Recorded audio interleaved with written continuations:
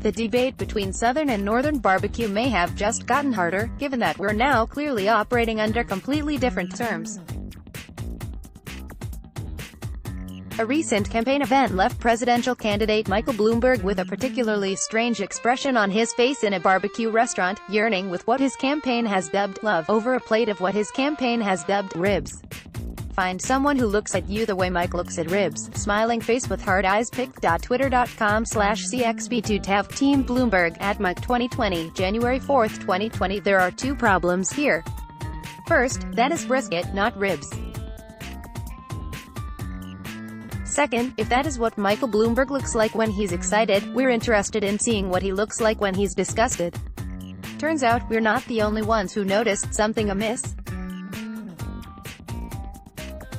Is candidate Bloomberg unaware that brisket is not ribs, or does he usually see imaginary ribs?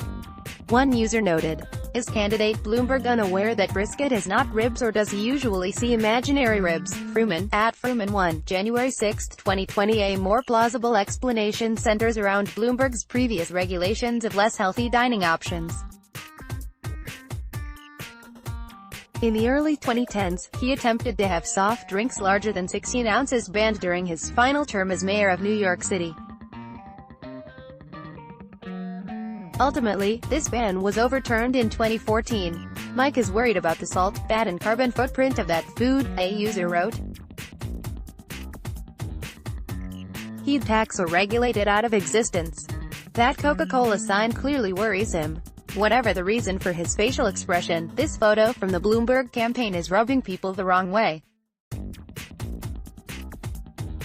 One user went so far as to call it judgmental. He looks like he's judging it 100 different ways. I don't want anybody to look at me that way.